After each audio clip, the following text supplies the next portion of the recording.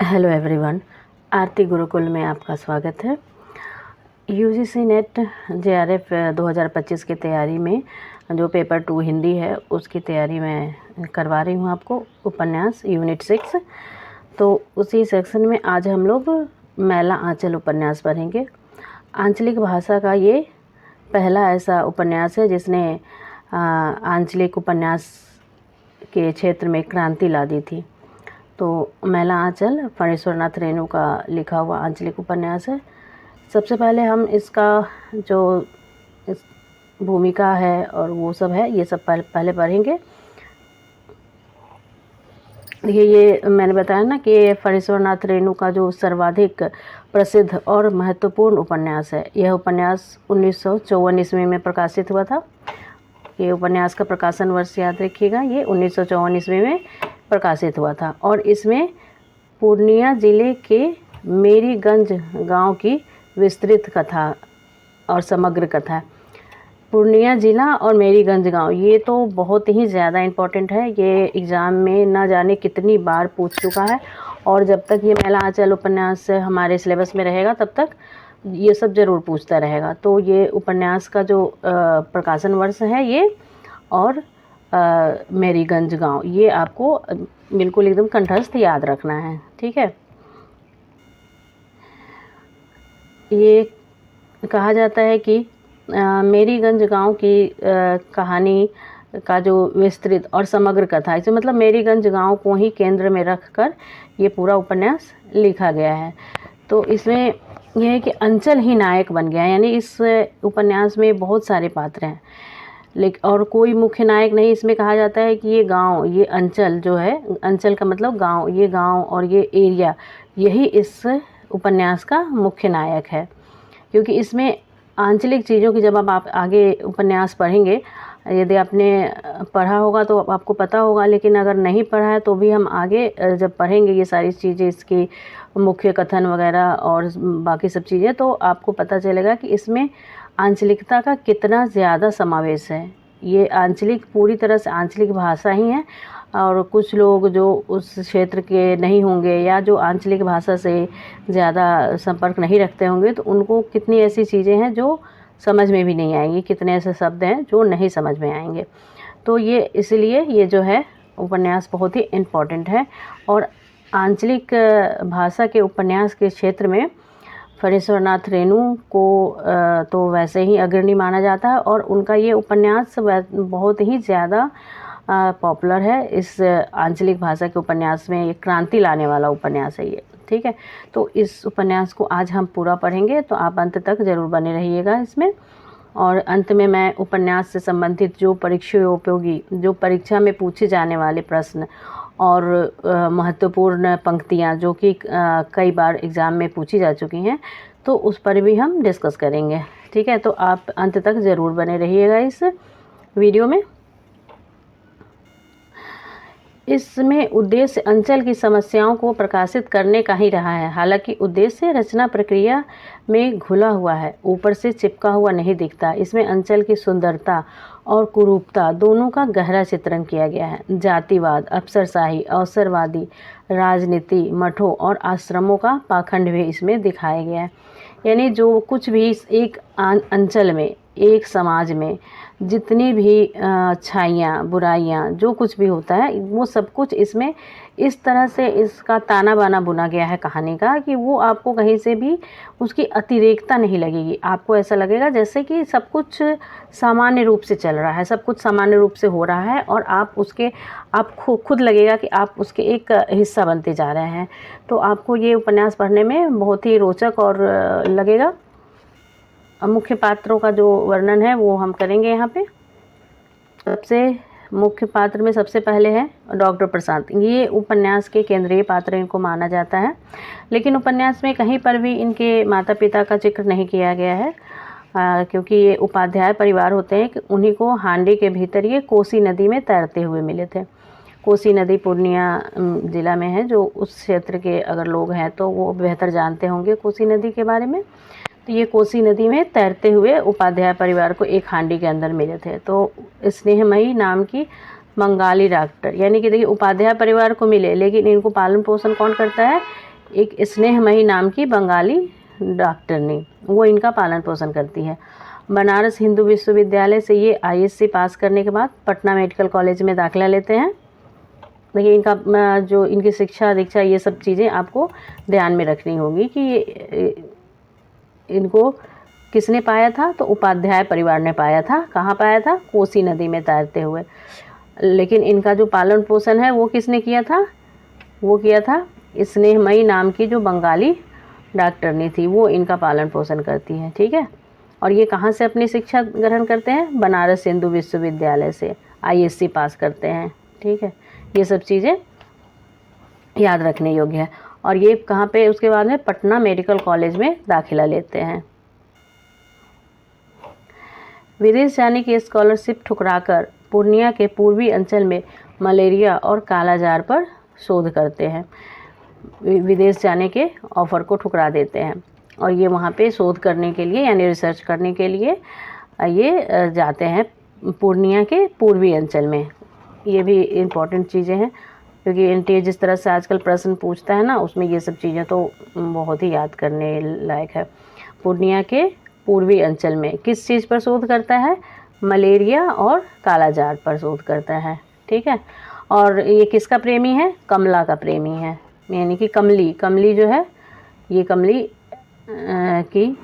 कमली इसकी प्रेमिका है। और ये कमली को प्यार से क्या कहता है? राजकमल। कमली को क्या कहता है प्यार से? राजकमल कहता है। तो ये सब चीज़ें हैं। पूर्वी अंचल में मलेरिया और कालाजार पर शोध करता है और कमली का प्रेमी है, कमली को प्रेम से राजकमल कहता है। ठीक है, आगे विश्वनाथ प्रसाद, ये एक मुख्य पात्र है, कायस्थ टोली का मुखिया है, राजा पार बंगा का मीनापुर सर्किल का तहसीलदार है, 1000 बीघा ज़मीन का काश्तकार है। बाद में तहसीलदारी से इस्तीफा देकर कांग्रेस में शामिल हो जाता है। कांग्रेस पार्टी उस समय की मुख्य पार्टी मानी जाती थी और देशभक्त पार्टी मानी जाती थी। जो भी देशभक्त होते थे, जो गांधी जी के का अनुसरण करते थे, उनके विचारों का अनुसरण करते थे, तो वो सभी कांग्रेसी माने जाते थे और कांग्रेस की पार्टी में शामिल हो जाते थे।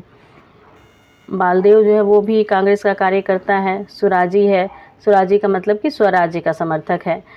ये चंदनपट्टी नामक गांव का रहने वाला है। 2 साल जेल में रहा है, खादी पहनता है और मिलने पर जय हिंद का उच्चारण करता है।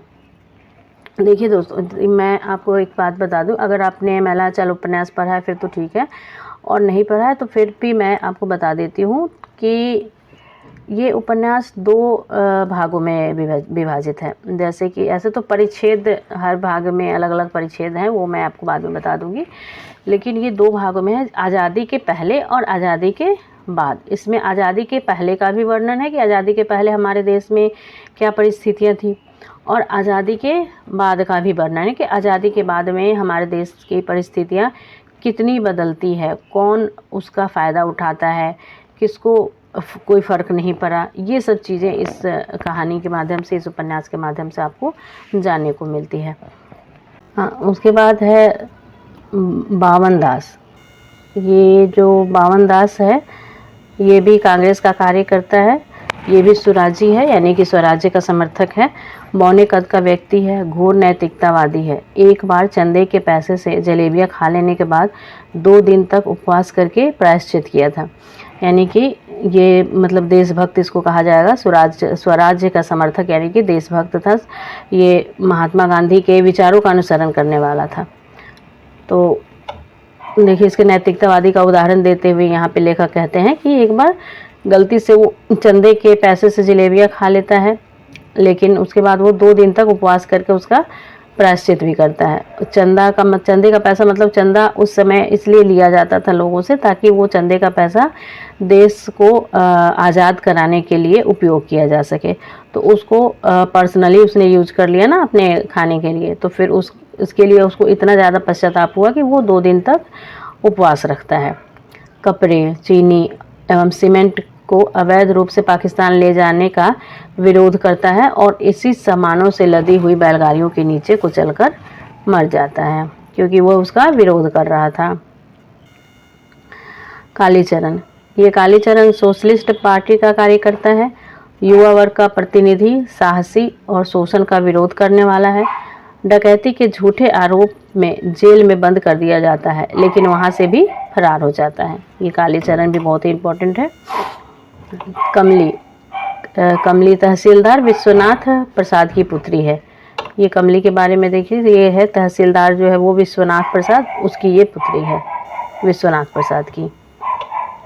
और प्रशांत की प्रेमिका है, ये तो मैंने आपको पहले ही बता दिया था।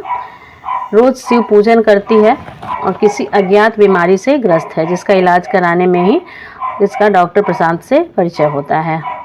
लक्ष्मी लक्ष्मी जो है वो मठ में दासी है। मठ के महंत द्वारा शारीरिक और मानसिक रूप से उसका शोषण होता है और बाद में वह बालदेव के साथ रहने लगती है। महंत सेवादास सेवादास है जो मेरीगंज के मठ का महंत है। पहले बहुत ही ज्ञानी साधु समझा जाता था, लेकिन जब से उसने लक्ष्मी दासी को लाया, मतलब लोग उसको बुरा भला कहने लगे। प्यारू ये प्रशांत का सहायक है। पहले रोहतहट स्टेशन में एक होम्योपैथिक डॉक्टर के यहाँ 5 साल नौकरी कर चुका है और यहाँ पे प्रशांत का सहायक है। ये रोदी बूढ़ा, ये थर्ड जेंडर है। रोदी बूढ़ा जो है ये थर्ड जेंडर है और दही बेचने का काम करता है। इसका चाल चलन और बोलने का तरीका औरतों की तरह है। क्योंकि ये थर्ड जेंडर है तो आप समझ सकते हैं कि इसका चाल चलन और बोलने का तरीका कैसा होगा। लरसिंह दास, ये लरसिंह दास, इसको नाम देखिए, ये सब ये मैंने कहा कि जो आंचलिकता है, यहाँ पे हर चीज़ में आपको आंचलिकता दिखेगी। ये हो, इसका नाम जो अगर हम ऐसे हिंदी में अगर खरी बोली में नाम सोचे तो ये हो सकता है इसका नाम नरसिंह दास होगा, लेकिन यहाँ पे देखिए आंचलिक भाषा में पूरी तरह से लिखा गया है लरसिंह दास, क्योंकि इसी नाम से लोग उसको पुकारते होंगे। और ये है इनके बारे में बताया गया है कि मठ में ये आचार्य गुरु के आने का संदेश लेकर आता है, परंतु लोभ में आकर महंती पाने की कोशिश करने लग जाता है। आचार्य गुरु यानी आचार्य गुरु अगर आप माने तो, ये आंचलिक भाषा में आचार्य गुरु लिखा है। सुमृत दास, ये सुमृत दास बेतार की खबर उपनाम से जाना जाता है। तहसीलदार विश्वनाथ का रोटिया गवाह है। गवाह की रोटी खाने, मतलब पहले के लोग जो होते थे, जो तहसीलदार वगैरह रहते थे ना, ये गवाह कोई भी चीज़ में कानून में अगर फंसते थे तो उसके लिए एक गवाह पहले से तैयार करके रखते थे। वो हर चीज़ में वो गवाही दे देता था और उनकी बेगुनाही को साबित करने के लिए, और ये उसके बदले में उसे अच्छा भोजन पानी ये सब मिलता था, तो उसको गांव में रोटिया गवाह कहा जाता था। पार्वती की माँ, पार्वती की माँ अधेड़ उम्र की स्त्री है जिसको गांव वाले डायन मानते हैं, और हीरू नामक एक चरित्र द्वारा इसी शक में उसकी हत्या कर दी जाती है। चलित्र कर्मकार क्रांतिकारी है, सोशलिस्ट पार्टी का सदस्य है, बम पिस्तौल और बंदूक चलाने में माहिर है। चुन्नी गोसाई बालदेव और बावन के साथ सुराजी बना था और बाद में सोशलिस्ट पार्टी में शामिल हो गया। पहले सुराजी बना था लेकिन बाद में वो सोशलिस्ट पार्टी में शामिल हो गया। गौण पात्र भी इसमें बहुत सारे हैं, जिसमें मैंने मुख्य पात्रों को रखा है। इसमें कहा जाता है कि मैलांचल उपन्यास में बहुत सारे लगभग 200-250 पात्र हैं जिनका कहीं ना कहीं नाम आता है। कहीं कहीं कितनी जगह तो किसी का नाम नहीं आता है, ऐसे ही उसको उच्चारित किया जाता है। लेकिन यहाँ पे जो मुख्य गौण पात्र हैं उनका नाम मैं आपको बता देती हूँ। रामदास, ठाकुर राम कृपाल सिंह, खिलावन यादव, ज्योतिषी काका को यहाँ पे उपन्यास में कई जगह ज्योतकी कहा गया, ज्योतकी काका। मंगला, आभा रानी, फुलिया, राम पियरिया, वासुदेव, तहसीलदार हरगौरी, डब्ल्यू जी मार्टिन ही हैं जिनके बारे में आगे मैं बताऊंगी। ये बहुत ही इंपॉर्टेंट है डब्ल्यू.जी. मार्टिन, और उपन्यास का इनका मतलब समझिए शुरू से लेकर अंत तक डब्ल्यू.जी. मार्टिन का नाम आता रहेगा, लेकिन ये इनको गौण पात्र में रखा गया है। सोमा जट, खलासी, रामकिशन बाबू, नीलोत्पल, राम नारायण उधो जी भगत, रामबरन केथरी, सतकौरी, उचित दास, गंगा प्रसाद यादव, सनिया मरमू, राजो, लक्ष्मीदास, नारद दास, कलश महतो, गांधी जी, पंडित नेहरू, राजेंद्र प्रसाद, देवनाथ मलिक, सोनाई यादव, मंजू महतो, जालिम सिंह, हरखू तेली, नागा बाबा, भोला बाबू इत्यादि। देखिए यहाँ पे इसमें गांधी जी, पंडित नेहरू और राजेंद्र प्रसाद का भी नाम आया है। तो अगर हो सकता है कि अगर कभी आपको एग्ज़ाम में ये प्रश्न भी आ सकता है कि हमारे जो सिलेबस में किस उपन्यास में गांधी जी, पंडित नेहरू और डॉक्टर राजेंद्र प्रसाद का नाम आया है, तो आप ये उपन्यास का नाम ले सकते हैं, मैला आंचल। अब मैं आपको सारांश बताती हूँ कि सारांश इसका क्या है उपन्यास का। मेरीगंज और उसके आसपास के क्षेत्र में घट रही घटनाओं के साथ साथ रेणु उस समय के भारत में घट रही घटनाओं और उन घटनाओं पर ग्रामवासियों की प्रतिक्रिया दर्ज करते हैं। यानी उस समय जो भी घटनाएं घट रही थी मेरीगंज, मतलब पूरे देश में, भारत देश में, क्योंकि वो आज़ादी का जो था वो उस समय भारत को आज़ाद कराने के लिए सभी लोग, जो भी हमारे स्वतंत्रता सेनानी थे, वो पुरजोर कोशिश कर रहे थे। तो वो उसी का है कि ये उसी समय की ये घटना है, भारत में घट रही घटनाओं का वर्णन करते हैं और उसके साथ साथ कि गांव के लोग उस घटनाओं से कितना ताल्लुक़ रखते हैं, इस चीज़ पर इसमें चर्चा की गई है कि गांव के लोगों पर क्या असर पड़ता है, एक ग्रामीण जनता पर, एक अंचल विशेष में क्या फ़र्क पड़ता है, आज़ादी का या फिर गुलामी का क्या फ़र्क पड़ता है, उनकी सोच पे क्या फ़र्क पड़ता है, ये सब चीज़ें इस उपन्यास में दिखाई गई है। और मेरीगंज जो है वो एक गांव है जो मैंने कहा था ना, W.G. मार्टिन, जो अंग्रेज अफसर है W.G. मार्टिन, उसने अपनी पत्नी मेरी के नाम पर इस गांव का नाम मेरीगंज कर दिया था। लेकिन यहाँ आते ही उसकी पत्नी की मलेरिया से मौत हो गई थी। तब मार्टिन की ही दी हुई ज़मीन पर मलेरिया और कालाजार के निदान हेतु रिसर्च सेंटर बनता है और उसमें ही डॉक्टर के रूप में आते हैं डॉक्टर प्रशांत। तो ये देखिए घटनाओं में जो है, यह गांव जो है वो जाति के आधार पर कई टोले में बटा हुआ है, जिसमें आपस में प्रतिस्पर्धा और वैमनस्य व्याप्त है। राजनीतिक रूप से भी सक्रिय पात्र उपन्यास में है, जैसे कि बालदेव है जो कांग्रेस का कार्यकर्ता है और कालीचरण जो है वो सोशलिस्ट पार्टी का है।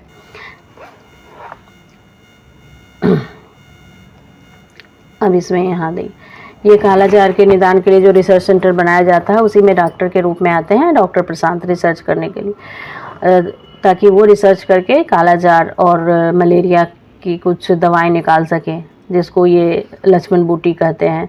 तो उसको ये उसी का रिसर्च करने के लिए इनको यहाँ पे भेजा जाता है, ये सरकार की तरफ से आते हैं।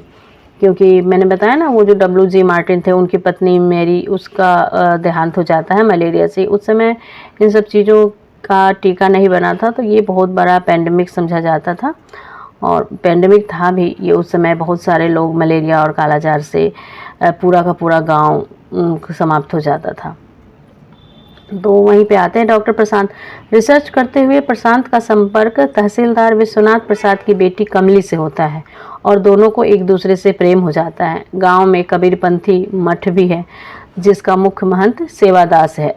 50 वर्ष की उम्र में सेवादास दासी बनाकर लक्ष्मी को मठ पर रख लेता है। महंत लक्ष्मी के साथ जबरन यौन संबंध भी बनाता है और वह भी तब से जबकि वह 15 साल की बच्ची थी। इस तरह रेणु धर्म के नाम पर होने वाले कुकर्मों की पोल पट्टी भी खोलते हैं। मतलब उन्होंने इस चीज़ से ज़रा भी परहेज नहीं किया है कि वो समाज की किसी भी बुराई को छुपा दें। उन्होंने उस बुराई को उजागर किया है, जो भी उस समय जो भी उन्होंने अपने समाज में बुराई देखी थी, अपने अंचल विशेष में या कहीं पर भी इस देश में, तो उसको उन्होंने अपने इस उपन्यास के माध्यम से उसको उजागर किया है। और उसमें ताकि कहीं पर भी किसी को ये न लगे कि हाँ कोई चीज़ बनावटी या काल्पनिक नहीं लगता है। तो इसमें ये लिखते हैं कि रेणु धर्म के नाम पर होने वाले कुकर्मों की पोल पट्टी भी खोलते हैं। बालदेव और बावनदास कांग्रेस के कार्यकर्ता और स्वराज के इच्छुक हैं। दोनों महात्मा गांधी के अनुयायी भी हैं। गांधी तत्कालीन समय में देश के होने वाली घटनाओं में सक्रिय रूप से उपस्थित थे। उपन्यास में गांधी का जिक्र बार बार किया गया है। गांधी हत्या का जिक्र भी उपन्यास में है। रेडियो में हत्या की खबर सुनकर कमली सबको बताती है और यह सुनकर सभी पात्रों की रुलाई फूट पड़ती है। इससे ये पता चलता है कि उस समय समाज में गांधी जी की, महात्मा गांधी की क्या मतलब उनका क्या स्थान था, लोगों के हृदय में उनके लिए क्या भावनाएं थी कि उनकी मृत्यु की खबर सुनते ही लोग रो पड़ते हैं। गांधीवाद से प्रभावित वामन दास स्वतंत्रता के पश्चात चोरी छिपे सीमेंट और चीनी से लदी पाकिस्तान जाती बैलगाड़ियों के सामने लेटकर प्राण उत्सर्ग कर देता है। उपन्यास में यह भी दिखाया गया है कि किस तरह आज़ादी से पहले अनैतिक और अवैध काम करने वाले आज़ादी के बाद नेता का छद्म रूप धरकर बड़े बड़े पदों पर बैठ जाते हैं। इस तरह यह संपूर्ण उपन्यास छोटी छोटी घटनाओं से मिलकर बना है। कुल अंचल की समस्याओं का परिचय देते हुए गाँव वालों में परस्पर राग द्वेष, छोटे छोटे षड्यंत्र, जातिवाद, अफसरशाही, अवसरवादी और राजनीति के दोहरे चरित्र को दिखलाता है ये उपन्यास। अब हम इसमें आते हैं कुछ मुख्य कथनों पर, जो कि उपन्यास में जो पूछे जाते हैं, तो वो मुख्य कथन मैं आपको यहाँ पे पढ़ के बताएंगे। इसमें सबसे पहले जो है वो भूमिका से है, जिसे फणीश्वरनाथ रेणु ने खुद ही लिखा है, और ये लाइन बहुत इंपॉर्टेंट है क्योंकि कई बार ये लाइन एग्जाम में पूछी जा चुकी है। इसमें फूल भी हैं, सूल भी, धूल भी है, गुलाब भी, कीचड़ भी है, चंदन भी, सुंदरता भी है, कुरूपता भी, मैं किसी से दामन बचाकर निकल नहीं पाया। ये लेखक फणीश्वरनाथ रेणु का कथन है, और उन्होंने इस उपन्यास की कहानी के बारे में, यानी कथानक के बारे में ये कहा है कि इस उपन्यास में फूल भी हैं, सूल भी, धूल भी है, गुलाब भी, कीचड़ भी है, चंदन भी, सुंदरता भी है, कुरूपता भी, और किसी से दामन बचाकर मैं निकल नहीं पाया। ये कई बार ये पूछा जा चुका है एग्ज़ाम में, इसलिए ये बहुत इम्पोर्टेंट हो जाता है। और ये उपन्यास की भूमिका से है, उपन्यास से नहीं है, ये उपन्यास की भूमिका से है। लेकिन गांव की पंचायत क्या है, पुरैनिया कचहरी के रामू मोदी की दुकान है। सभी अपनी बात पहले कहना चाहते हैं, सब एक ही साथ बोलना चाहते हैं, बातें बढ़ती जाती हैं और असल सवाल बातों के बवंडर में दबा जा रहा है। ये उपन्यास का कथन है। और बालदेव इसमें कहता है ये कि यह अस्पताल यानी कि ये आंचलिक भाषा का शब्द है अस्पताल, इसका मतलब होता है अस्पताल, हॉस्पिटल। यह अस्पताल अभी तो नहीं मालूम होगा, जब कुएं में दवा डालकर गांव में हैजा फैलाएगा तब समझना। मतलब कि देखिए, ये मतलब गांव के लोगों के बीच में जो भी धारणाएं हैं, जो उसको पहले हैजा या कोई भी बीमारी फैलती थी, मलेरिया, तो उसको लोग ईश्वर का प्रकोप मानते थे। तो ये लोग जब अस्पताल गांव में अंग्रेज अफसर जी मार्टिन जो है वो खुलवाता है, तो लोगों को यह लगता है कि इसमें यहाँ पे जो है कुएं में दवा डाल करके गांव में हैजा फैलाया जाएगा। जबकि कुएं में दवा इसलिए डाली जाती थी ताकि कुएं का पानी साफ़ हो और वो साफ़ पानी लोग पिएं और हैजा ना हो। लेकिन इन लोगों को ऐसा लगता था कि ये अंग्रेज जो है वो कुएं में दवा डाल करके हैजा फैलाएंगे, तो इसीलिए वो कह रहा। अब ये बालदेव कहते हैं, बालदेव जी का कथन है इसमें कि महात्मा जी खुद मैला साफ़ करते थे। महात्मा जी यानी कि महात्मा गांधी। महात्मा जी खुद मैला साफ़ करते थे। जहाँ सफाई रहती है वहाँ का आदमी भी साफ़ रहता है, मन साफ़ रहता है। साहेब लोगों को देखिए, उनके देश का गाछ वृक्ष भी साफ़ रहता है। ये बालदेव बोलते हैं कि हमें अंग्रेज़ों को भी देखना है कि देखिए, अंग्रेज साहेब लोगों मतलब कि अंग्रेज़ों का देखिए, उनका देश का गाछ वृक्ष यानी कि पेड़ पौधे भी साफ़ सुथरे रहते हैं। और ये जो महात्मा जी के बारे में मतलब यानी कि गांधी जी के बारे में कहा जा रहा है। अंधा आदमी जब पकड़ता है तो मानो उसके हाथों में मगरमच्छ का बल आ जाता है। अंधे की पकड़ लाख जतन करो, मुट्ठी टस से मस नहीं होगी, हाथ है या लोहार की संड सी। ये उपन्यास का कथन है। रुपया को बजा कर देखा जाता है और आदमी को एक ही बोली से पहचाना जाता है। जाति बहुत बड़ी चीज़ है, जात पात नहीं मानने वालों की भी जाति होती है। यानी कि जो जात पात नहीं मानते उनकी भी एक जाति होती है। ये सब डॉक्टर प्रशांत का कथन है। जो आगे देखिए, भावुकता का दौरा भी एक खतरनाक रोग है। गांव के लोग बड़े सीधे दिखते हैं। सीधे का अर्थ यदि अपर अज्ञानी और अंधविश्वासी हो तो वास्तव में ये सीधे हैं। लेकिन जहाँ तक सांसारिक बुद्धि का सवाल है, वे हमारे और तुम्हारे जैसे लोगों को दिन में 5 बार ठग लेंगे। और तारीफ यह है कि तुम ठगी जाकर भी उनकी सरलता पर मुग्ध होने के लिए मजबूर हो जाओगी। ये डॉक्टर प्रशांत अपनी एक जो दोस्त होती है, आगे पता चलेगा हमें, ममता, ये ममता को पत्र लिखते हैं और उस पत्र में ये बातें लिखते हैं कि गांव के लोग ऐसे तो बहुत सीधे दिखते हैं, लेकिन वो हमारे तुम्हारे जैसे शहरी लोगों को मतलब वो दिन में 5 बार ठग लेंगे और हम ठगे जाकर भी मुस्कुराने को मजबूर हो जाएंगे, हमें पता नहीं चलेगा कि हम ठगे गए हैं। तुम्हारे विद्यापति के गान हमारी टूटी झोपड़ियों में जिंदगी के मधुरस बरसा रहे हैं। ओ कवि, तुम्हारी कविता ने मचल कर एक दिन कहा था, चलो कवि बन फूलों की ओर। विद्यापति की रचनाएं हमारे यूनिट 5 में लगी हुई है यूजीसी नेट के। तो विद्यापति इसी क्षेत्र के, जो जिस क्षेत्र की ये है रचना, जिस अंचल की, तो विद्यापति भी वहीं के थे, मैथिली अंचल के, मिथिलांचल के। जवानी की सुंदरता आग लगाती है और बुढ़ापे की सुंदरता स्नेह बरसाती है। महंगी पड़े या अकाल हो, पर्व त्योहार तो मनाना ही होगा, और होली फागुन महीने की हवा ही बावरी होती है। आश्विन कार्तिक के मलेरिया और कालाजार से टूटे हुए शरीर में फागुन की हवा संजीवनी फूंक देती है। देखिए इसमें ये दिया है कि आश्विन कार्तिक के मलेरिया और कालाजार, यानी कि देखिए एग्जाम में ये पूछा भी जा सकता है कि इस उपन्यास के अकॉर्डिंग जो है वो मलेरिया और कालाजार कब होता है। तो देखिए ये आश्विन कार्तिक लिखा है। आश्विन कार्तिक यानी कि जो कार्तिक का महीना होता है उस समय में ये होता है। सरकारी वर्दी को रंग देने से जेल की सज़ा होती है। वर्दी को रंग देने से जेल की सज़ा होती है। डॉक्टर सरकारी आदमी है, बाहरी आदमी है, वह गांव के समाज का नहीं है। इसमें डॉक्टर प्रशांत को भी गांव के लोग शुरू में नहीं अपनाते हैं, उसे बाहरी आदमी समझते हैं, तो उसी के बारे में ये लिखा हुआ है। वैसे ही आज कांग्रेस का राज है, लीडर बने हैं सभी कल के गीदर, जोगी जी सर। ये गाना वो समय के जो होली में गाना गाते हैं जब ये देश आज़ाद हो जाता है तो नेताओं का, जैसे आज है ना नेताओं का मजाक उड़ाया जाता, तो उसी तरह उस समय ये जोगीरा गीत होता है जो बिहार का फेमस है, होली के अवसर पर गाया जाने वाला जोगीरा। तो उसी गीत में ये गाते हुए कहते हैं कि वैसे ही राज आज कांग्रेस का है, लीडर बने हैं सभी कल के गीदर, यानी जो कल के गीदर थे, डरपोक थे, वो आज लीडर बने हैं।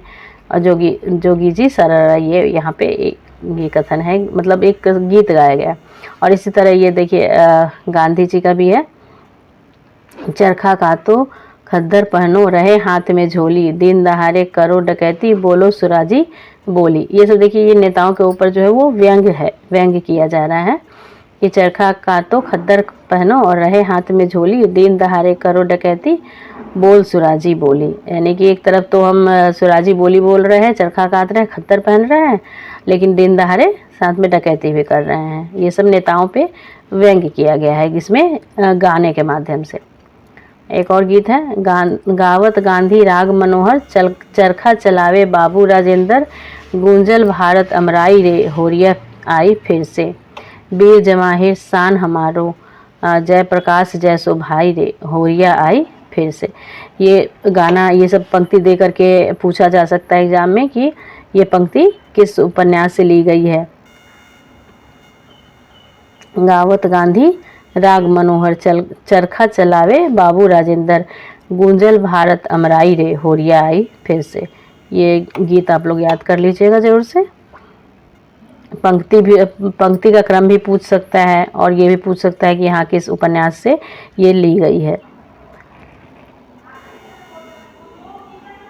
अब वह यह मानने को तैयार है कि आदमी का दिल होता है, शरीर को चीर फाड़ कर जिसे हम नहीं पा सकते। वह हार्ट नहीं, वह अगम अगोचर ऐसी चीज़ है जिसमें दर्द होता है, लेकिन जिसकी दवा एड्रेनल नहीं। उस दर्द को मिटा दो, आदमी जानवर हो जाएगा। दिल वह मंदिर है जिसमें आदमी के अंदर का देवता वास करता है। प्रत्येक इतिहास का गौरव करने वाले युग में पले हुए हर व्यक्ति को अपने खानदान को ऐसी कहानी चाहिए जिसके उजाले से वह दुनिया को चकाचौंध भर दे। धरती माता अभी स्वर्णांचला है, गेहूं की सुनहली बालियों से भरे हुए खेतों में पुरवैया हवा लहरें पैदा करती है। सारे गांव के लोग खेतों में हैं, मानो सोने की नदी में कमर भर सुनहले पानी में सारे गांव के लोग क्रीड़ा कर रहे हैं। सुनहली लहरें, तार के पेड़ों की पंक्तियां, झरबेरी का जंगल, कोठी का बाग, कमल के पत्तों से भरे हुए कमला नदी के गड्ढे।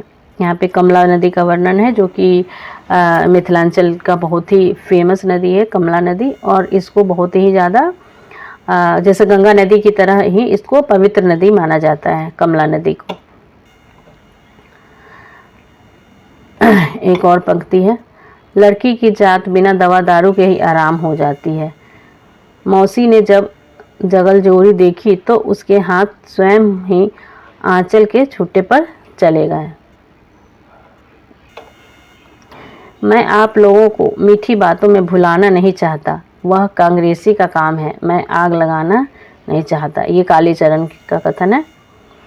रोज डिस्पेंसरी खोलकर शिव जी की मूर्ति पर बेलपत्र चढ़ाने के बाद संक्रामक और भयानक रोगों के फैलने की आशा में कुर्सी पर बैठे रहना अथवा अपने बंगले पर सैकड़ों रोगियों की भीड़ जमा करके रोग की परीक्षण करने के पहले नोटों और रुपयों की परीक्षा करना, मेडिकल कॉलेज के विद्यार्थियों पर पांडित्य की वर्षा करते हुए अपने कर्तव्य की इति श्री समझना और अस्पताल में कराहते हुए गरीब रोगियों के रुदन को जिंदगी का एक संगीत समझकर उपभोग करना ही डॉक्टर का कर्तव्य नहीं है।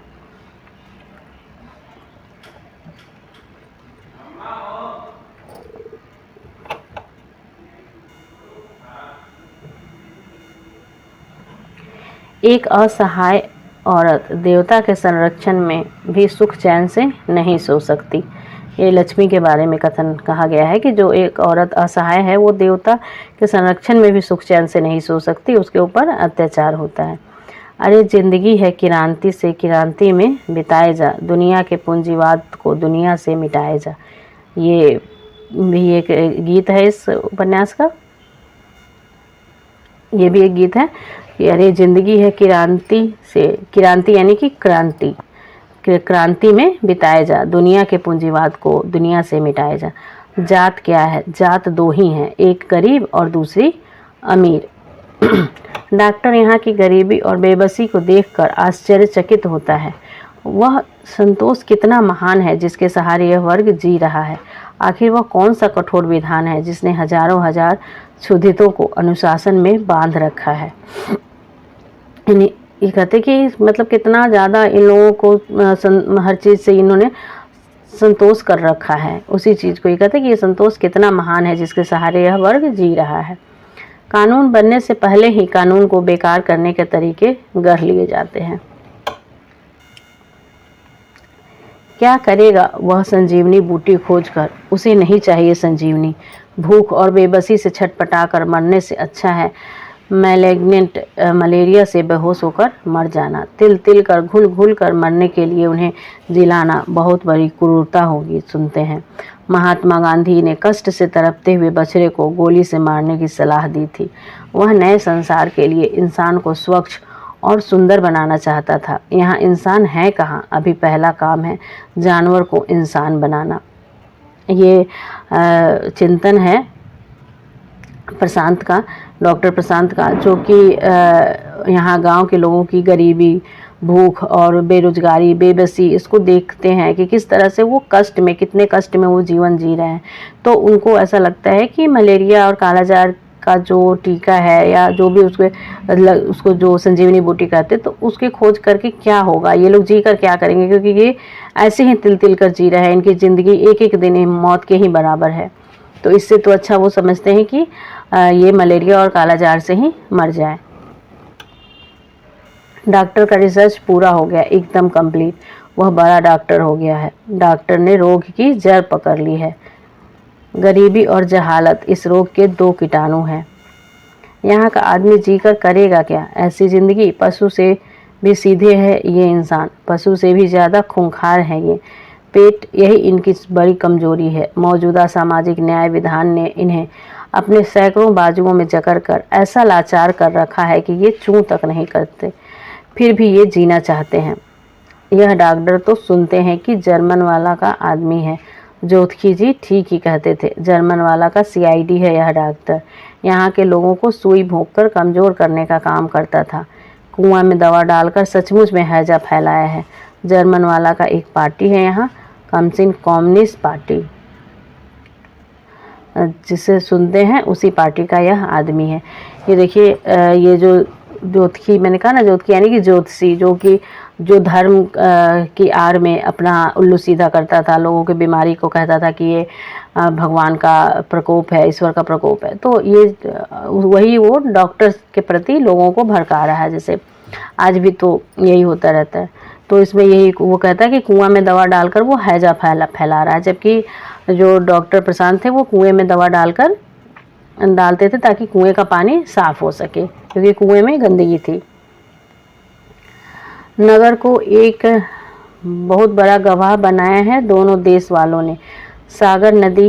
नागर नदी ही सीमा रेखा है, एक किनारा है हिंदुस्तान, दूसरा किनारा पाकिस्तान। 52 ने दो आज़ाद देशों की, हिंदुस्तान और पाकिस्तान की ईमानदारी को, इंसानियत को बस 2 डंग में ही नाप लिया है। नागर नदी के बीच में पहुंचकर पाकिस्तान के पुलिस अफसर साहब ने कहा, नदी में ही डाल दो, इसकी झोलवी को इस पारदरख से लटका दो जल्दी। नागर की धारा हठात कलकला उठी। सिपाही खैजरी को पानी में फेंकते हुए कहता है, डमरू बजा के रघुपति राघव गाते रहो।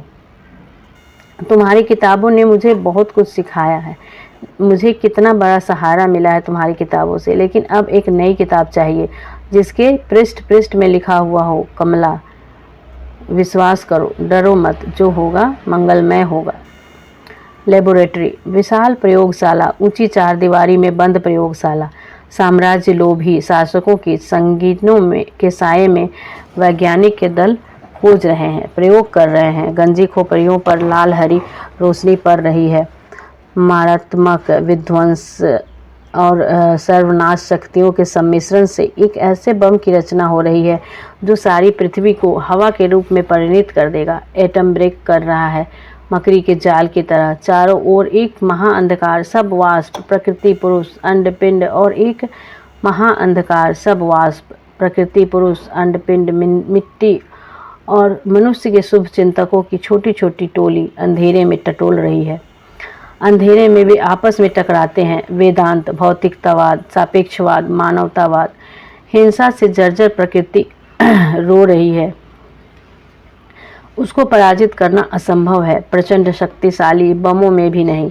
पागलों, आदमी आदमी है, गिनी पिग नहीं। सबरी ऊपर मानुष सत्य। ये प्रशांत का चिंतन है, डॉक्टर प्रशांत ये सब चीज़ें सोच रहे हैं। अब ये कि एक सबसे ये अंतिम में एक पंक्ति है, उपन्यास के लास्ट में है। कलीमुद्दीन घाट पर चिथरिया पीर में किसी ने मानत करके एक चिथरा और लटका दिया। यहाँ पर चिथरिया पीर का भी वर्णन है। अब ये परीक्षोपयोगी तथ्य है जिसके बारे में मैंने कहा था कि मैं आपको बताऊंगी कि कुछ जो एग्ज़ाम में पूछे जाने वाले हैं, तो इन पर आप ज़रूर से ध्यान दीजिएगा। और अभी तक अगर आपने चैनल को मेरे सब्सक्राइब नहीं किया है तो सब्सक्राइब कर लीजिए, और जिन लोगों ने सब्सक्राइब कर लिया है उनका बहुत बहुत धन्यवाद। वो मेरे इस क्लास को लाइक कर लीजिए और शेयर कर दीजिए ताकि ये उन लोगों तक पहुंच सके जो महिला आंचल उपन्यास जिनके भी सिलेबस में लगा है, ये BA और MA के सिलेबस में भी लगा हुआ है, तो वो लोग भी इस उपन्यास के बारे में जानकारी प्राप्त कर सकते हैं। क्योंकि मैं जो भी जानकारी देती हूँ वो पूरा डिटेल में होता है। ये नहीं कि हाँ बस कुछ पंक्तियाँ बता दी, कुछ वस्तुनिष्ठ प्रश्न बता दिए, ऐसा मैं नहीं करती हूँ। मैं पूरी डिटेल में आपको बताती हूँ ये सब चीज़ें, ताकि आपको न सिर्फ UGC नेट बल्कि अगर किसी उपन्यास में ये कथन, ये चीज़ें लगी हुई है, अगर किसी भी एग्ज़ाम के सिलेबस में ये उपन्यास लगा हुआ है तो वो आपके लिए इम्पॉर्टेंट हो जाए, ठीक है। और ये जो है, अगर आपने उपन्यास नहीं पढ़ा हो, क्योंकि 13 उपन्यास पढ़ने हैं हमें, और वो ज़रूरी नहीं कि हम पूरा पढ़ लें, बहुत सारा समय लगता है और बहुत सारी चीज़ें हैं। उपन्यास के अलावा कहानियाँ, निबंध, कविताएं, सब कुछ है, तो उन सबको कवर करना थोड़ा मुश्किल हो जाता है। तो अगर आप उपन्यास पूरा नहीं पढ़ पाते तो भी अगर आप मेरी ये क्लास देखते हैं तो फिर आपका जो तैयारी है वो एक तरह से 90% कंप्लीट हो जाएगा। अब ये देखिए, महिला आंचल से आंचलिक उपन्यास लेखन परंपरा का आरंभ माना जाता है। मलेरिया सेंटर की ज़मीन का क्षेत्रफल 1 एकड़ और गांव का नाम है मैरीगंज। भौगोलिक स्थिति गांव का बताया जाता है कि रोहतक स्टेशन से 7 कोस पूर्व कोसी नदी पार करके वो गांव जाया जा सकता है, मैरीगंज। गांव का नाम अंग्रेज अफसर W.G. मार्टिन ने अपनी पत्नी मेरी के नाम पर रखा था। मलेरिया सेंटर मिस्टर मार्टिन की ज़मीन पर ही बना था, क्योंकि उन्होंने वो ज़मीन जो है वो दान में दे दिया था। नवाबी तरबन्ना कोसी के किनारे किनारे बहुत दूर तक तार खजूर के पेड़ों से भरा हुआ जंगल है और इसे ही नवाबीत कहते हैं। गांव की मुख्य पैदावार, वहाँ गांव की मुख्य पैदावार क्या है? धान, पाट, खेसारी, ये सब गांव की। पाट मतलब जो पटुआ होता है, पटुआ जैसे कि जूट, आजकल हम बोलते हैं ना जूट, जो होता है जूट, आप लोग समझ लेंगे, तो उसी को गांव में आंचलिक भाषा में पाट कहा जाता है। वहाँ का जो मुख्य ये पाट का खेती ज़्यादातर ऐसे जगहों पर होता है जहाँ पे नदी का पानी होता है। तो वहाँ कोसी नदी के किनारे पर ये गांव है, तो इसलिए वहाँ पे धान, पाट और खेसारी, ये तीनों चीज़ें ऐसी जगहों पर ही होती हैं जहाँ पे पानी ज़्यादा होता है। धान की खेती भी आपको पता है, जहाँ पे पानी और नदी होता है वहाँ ज़्यादा होता है। गांव में अलग अलग जातियों के लोग अलग अलग टोली बनाकर रहते हैं। स्वयं को श्रेष्ठ दिखाने की होड़ रहती है। राजपूत टोली के लोग कैस टोली को कैथ टोली कहते हैं। गांव की अन्य जातियों के लोग मालिक टोला कहते हैं और कैस टोली के लोग राजपूत टोली को सिपहिया टोली कहते हैं। मठ में सुबह बीजक शब्द का वाचन होता है। ये मठ बताया ना मैंने, कबीरदास का जो है, वहाँ के जो मठ पर रहने वाले लोगों को कबीरपंथी कहा जाता है। तो वहाँ पे बीजक जो है, कबीरदास की जो रचना है वो बीजक का वहाँ पे वाचन होता है। चंदनपट्टी नामक गांव में हुई सभा में बालदेव, बावनदास एवं चुनने गोसाई तीनों ने सुराजी में नाम लिखवाए थे। सुराजी पद से आशय स्वराज चाहने वाले कांग्रेस के सदस्यों से है। जोतकी नामक चरित्र तुलसी की चौपाई का उल्लेख करता है। नदी चली भरी उतराई, जस थोड़े धन खल बौराई। तो ये हो सकता है कि सिर्फ ये पंक्ति देकर के पूछ ले कि ये किस उपन्यास का है, या फिर ये भी पूछा जा सकता है कि मैला आंचल उपन्यास में जो ये पंक्ति है वो कौन कहता है। तो कौन कहता है? जोतकी नामक चरित्र। शुद्ध उपन्यास, मतलब इस उपन्यास को 2 खंडों में विभाजित किया गया है, जिसमें प्रथम खंड को 44 परिच्छेदों में और दूसरे खंड को 23 परिच्छेदों में बांटा गया है। तो नीचे हम कुछ महत्वपूर्ण परिच्छेदों की भी चर्चा करेंगे कि किस परिच्छेद में किस बात को कहा गया है, क्योंकि कोई ठीक नहीं है कि एग्जाम में ये किस तरह से सवाल पूछ ले। तो इसमें देखिए कि इसमें बहुत अच्छी तरह से बताया गया है। पहले खंड के परिच्छेद में जो है वो परिच्छेद जो 11 है, जो पहले खंड में जो आज़ादी से पहले की जिसमें कहानी है, पहले खंड में आज़ादी से पहले की कहानी है और दूसरे खंड में आज़ादी के बाद की कहानी है। तो पहले खंड में जो है वो क्या है, सुरंगा और सदाब्रिज की कथा का जिक्र किया गया है। खंड 1 के परिच्छेद 15 में लोरी या कुंवर विजयभान यानी विजयभान और विद्यापत नृत्य यानी विद्यापति नृत्य में बीच में विद्यापति का गीत आता है, अरे अपजस होइत जगत भरी हो, गाया जाता है। इसमें प्रश्न ये भी पूछ सकता है कि विद्यापति का कौन सा गीत इसमें वर्णन किया गया है। तो ये गीत का आप नाम ले सकते हैं, अरे अपजस होइत जगत भरी हो। परिच्छेद 24 में भवभूति की रचना के पात्र माधव मालती का जिक्र है। परिच्छेद 27 में पंत की कविता भारत माता का जिक्र है। ये देखिए पंत की कविता का भी इसमें जिक्र आया, तो ये बहुत ही इंपॉर्टेंट हो जाता है। किस कविता का जिक्र है? भारत माता का जिक्र है। कविता का क्या है? ये भारत माता ग्रामवासिनी खेतों में फैली है, श्याम धूल भरा मैलासा आंचल, ये यहाँ पे जिक्र आता है। ये पंत की कविता का जिक्र आता है इसमें, और शायद इसी नाम पर इस उपन्यास का नाम मैला आंचल पर है। भारत माता ग्रामवासिनी खेतों में फैला है, श्यामल धूल भरा मैलासा आंचल। परिच्छेद 36 में हंस कुमार तिवारी की कविता का जिक्र है, दुनिया फूस बटोर चुकी है, मैं तो चिंगारी दे दूंगा। ये किसका आता है? हंस कुमार तिवारी की रचना का भी जिक्र आता है कविता का। ये सब चीज़ें ना इम्पोर्टेंट हो जाती हैं बहुत ज़्यादा, कि जो भी पंक्तियाँ आई हुई हैं, जो गीत आए हुए हैं, या कवि का नाम है, तो ये सब चीज़ें इम्पोर्टेंट हो जाती है। तो ये आपको ज़रूर से याद कर लेना चाहिए। देखिए परिच्छेद 37 में वर्षा के देवता माने जाने वाले इंद्र को रिझाने के लिए महिलाओं द्वारा जट जटिन का खेल खेला जाता है, और यह खेल पुरुष नहीं देख सकते। परिच्छेद 39 में संथाल टोली और अन्य में हुए हिंसक संघर्ष में संथाल तीर से, अन्य भाला और गुलेल से लड़ते हैं। इसी संघर्ष में तहसीलदार हरगौरी सिंह मारा जाता है। राजबल्ली महतो हारमोनियम बजाता है।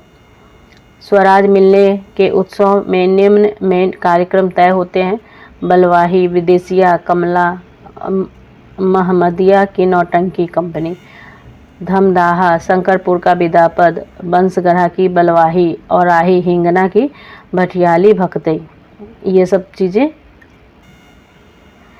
दूसरे खंड के परिच्छेद 18 में गांधी जी की हत्या का जिक्र है। ये इम्पोर्टेंट हो जाता है कि गांधी जी की हत्या का जिक्र किस खंड में है, तो दूसरे खंड में है। और दूसरे खंड के भी अगर ज़्यादा और गहराई से प्रश्न पूछेगा तो ये पूछेगा कि दूसरे खंड के किस परिच्छेद में, तो किस परिच्छेद में? 18वें, दूसरे खंड के 18वें परिच्छेद में गांधी जी की हत्या का जिक्र किया गया है। और परिच्छेद 20 में नागर नदी के भारत पाकिस्तान, यानी जो वर्तमान में बांग्लादेश है, उसकी सीमा रेखा का जिक्र किया गया है। कमली और डॉक्टर प्रशांत के पुत्र का नाम ममता कुमार नीलोत्पल यानी नीलू रखती है। तो आपको अब ये हमारा ये इम्पोर्टेंट चीज़ें भी यहाँ पे समाप्त हो जाती हैं। और आपको अगर मेरी ये क्लास पसंद आई हो तो लाइक, कमेंट और सब्सक्राइब ज़रूर कर दीजिएगा, और साथ ही शेयर कर दीजिएगा उन सभी को जो ये उपन्यास पढ़ना चाहते हो, और जो यूजीसी नेट की एग्ज़ाम का प्रिपरेशन फ्री में करना चाहते हो, पूरी तरह से निःशुल्क करना चाहते हो, तो उनके लिए मेरी ये क्लास बहुत इम्पोर्टेंट है। ठीक है, आप इसे पूरा पढ़ें, पूरा वीडियो देखें और इसे लाइक करें। धन्यवाद।